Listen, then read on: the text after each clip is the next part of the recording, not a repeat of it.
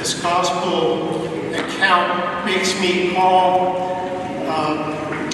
something that happened about 10 or 15 years ago. At the time, the temple health system would hold a huge annual fundraising black tie gala. And the one year our department was being honored to be the beneficiary of that event. I wasn't planning at all to attend, but our boss basically made all of us go. It was in fact the first and only time that I ever attended a black tie event. Anyway, after the cocktail hour, my wife and I went into the ballroom to sit down at table, and we chose the very back and on the periphery of the room. And almost immediately, a woman from the hosting staff came over and told us that my boss wanted us and other senior staff to sit at the head table with him. We did so, of course, and as everyone was finally seated, we were right next to the president and CEO of the system. Big deal. Had nothing, that story had nothing to do with humility or my lack thereof. But it just always makes me think of this parable. And of course, this parable is speaking to us about humility as does the first reading from Sirach. So what is humility? How does it work? What are we to make of it?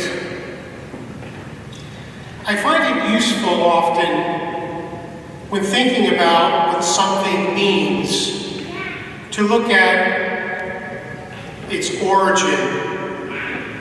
If you look deeply enough, the word humility shares the same origin as human, having to do with earthiness, lowliness, poverty in the sense of lacking something.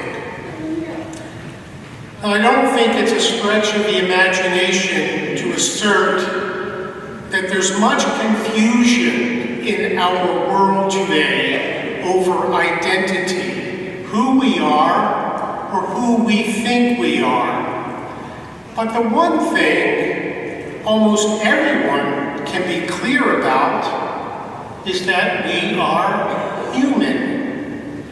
And since there's a relationship between humility and being human, we may conclude that to be humble means being true to our identity. Another way of looking at this is that we were created by God, formed right from the dust of the earth. And being true to our identity means recognizing that we are children of God, and so should act accordingly. And how is that? Well, one way to see how humility works is to recall how God, whose nature is divine, became man, whose nature is human. How did he do this? He humbled himself. You know, as an aside, one of the prayers in preparing the gifts at the altar, the priest or the deacon, as the water is mingled with wine, says this: by the mystery of this water and wine, may we come to share in the divinity of Christ, who humbled himself to share in our humanity.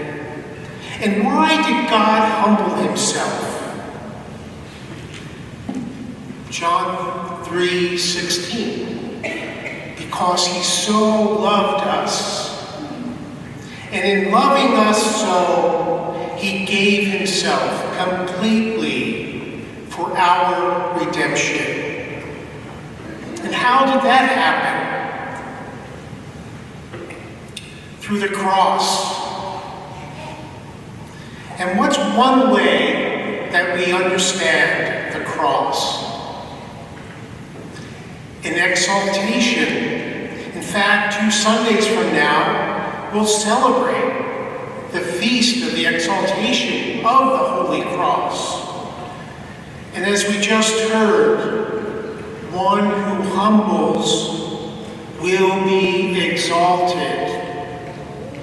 There's a connection between humility and love. That's how humility works. Friends, we're called to know God, to love God, and the way of knowing Him ever more deeply and loving Him ever more dearly is to cultivate in ourselves humility, striving to be ever more humble, so to be true to who we really are, to share in the divinity of Christ and to imitate the love He shows us, we to others. St. Augustine, whose feast we just celebrated this past week, said this about humility. If you ask me what the most essential element in the teaching and morality of Jesus is, I would say first, humility, second, humility, and third, humility.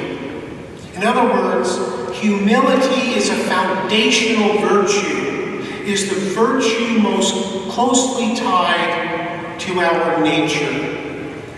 It's an essential ingredient to right living upon which everything else we do is built. As we humbly approach the altar to receive Him who humbled Himself for our sake, out of love beyond our comprehension, may we ask for the grace to continue in our efforts to be ever more humble, and so to love one another, especially those we don't particularly care for, with the love that Christ has shown us.